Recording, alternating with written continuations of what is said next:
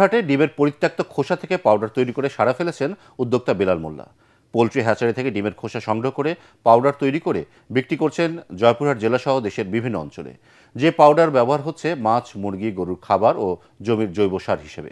জয়পুরহাট প্রতিনিধি রফিকুল ইসলাম রফিকের রিপোর্ট, জানাচ্ছেন জাহিদুল আলম। জয়পুরহাট সদর উপজেলার বেলতলী গ্রামের বেল্লাল মোল্লা দীর্ঘদিন ধরে জেলার বিভিন্ন পোলট্রি হ্যাচারি থেকে পরিত্যক্ত ডিমের খোসা সংগ্রহ করতেন। 2024 সালে নিজে স্থাপন করেন ডিমের খোসা থেকে পাউডার তৈরির কারখানা। এরপর তাকে আর পেছনে তাকাতে হয়নি।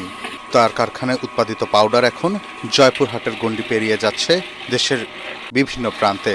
কৃষি জমিতে জৈব সার হিসেবে যেমন ব্যবহার হচ্ছে, তেমনি গরু, মাছ ও মুরগির খাবারে ক্যালসিয়ামের যোগান দিচ্ছে। 3-4 জন কাজ করি, যে টাকা বেতন পাই আমরা মোটামুটি ভালো সংসার চলে।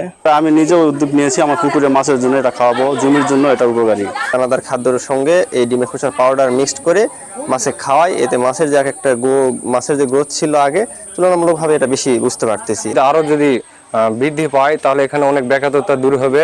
কৃষক ও মৎস্য চাষীদের কাছে এই পাউডারের চাহিদা সবচেয়ে বেশি।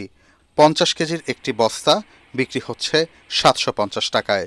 সব খরচ বাদ দিয়েও মাসে প্রায় 20,000 টাকা লাভ করছেন বেল্লাল মোল্লা। প্রান্তিক পর্যায়ে কর্মসংস্থানেরও সৃষ্টি হয়েছে। 4-5 জন লোক এখানে আমার থাকি, সকলকে বেতন দেওয়ার পরও আমার 18 থেকে 20,000 টাকা টিকে গেল আমার। এই পাউডারের নানা উপকারিতা সম্পর্কে জানালেন সংশ্লিষ্ট কর্মকর্তারা। ডিমের খোসায় calcium, phosphorus, magnesium, zinc, iron, selenium এরকম বেশ গুরুত্বপূর্ণ অনেকগুলো উপাদান থাকে এবং এগুলো আমাদের প্রাণীর যেমন পোলট্রি এবং ডেইরির ক্ষেত্রে গুরুত্বপূর্ণ ভূমিকা রয়েছে। ক্যালসিয়াম যে গাছের একটা পুষ্টি খাদ্য উপাদান, এটা পাওয়া যায়।